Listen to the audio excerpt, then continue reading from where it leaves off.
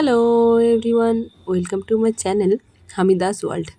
আমার একটি নতুন ব্লগে আপনাদের সবাইকে স্বাগত জানাই। আশা করি আপনারা সবাই ভালো আছেন। আমিও আল্লাহর রহমতে খুব ভালো আছি।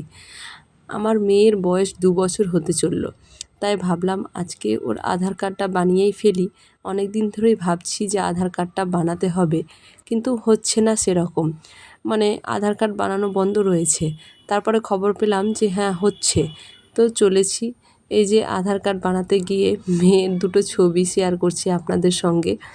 এইভাবেই ছবিগুলো তুলেছিল আধার কার্ডের জন্য। তারপরে আসার পথে দেখলাম যে বাহুরা ঘাট বলে আমাদের এখানে একটা জায়গা আছে, জায়গাটার নামই বাহুরা।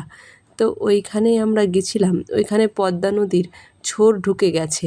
এই যে দেখতে পাচ্ছেন আপনারা, পদ্মা নদীর ছোর ঢুকে গেছে।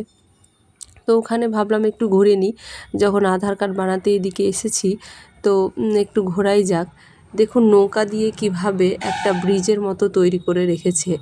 এটা দিয়ে কিন্তু সব কিছু যাতায়াত হচ্ছে, পারাপার হচ্ছে। কিন্তু আপনাদেরকে দেখাবো এই ভিডিওটার মাধ্যমেই যে কিভাবে লোকজন যাওয়া আসা করছে এটার উপর দিয়ে, পুরোটা নৌকা দিয়ে। এই যে দেখতে পাচ্ছেন, এই যে মোটর সাইকেলগুলোও যাওয়া আসা করছে নৌকোর ওপর দিয়ে। নৌকোর ওপরে যে ব্রিজটার মতো হয়ে আছে এটার ওপর দিয়ে, দেখতে কিন্তু খুব সুন্দর লাগছে।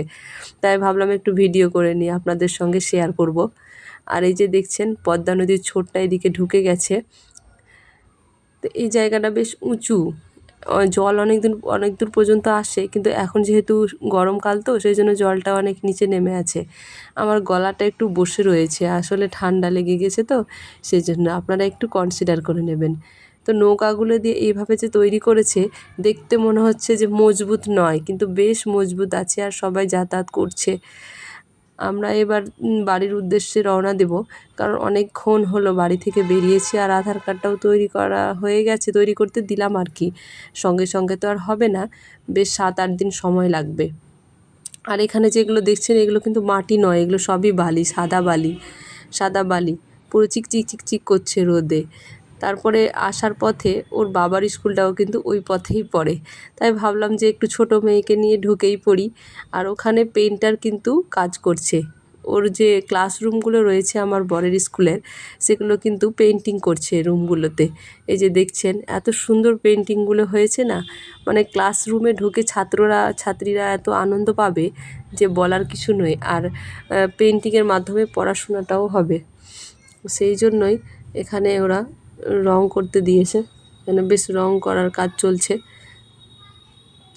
আর ছোট মেয়ে এখানে খেলাখেলি শুরু করে দিয়েছে, এই তো খেলতে বসেছে।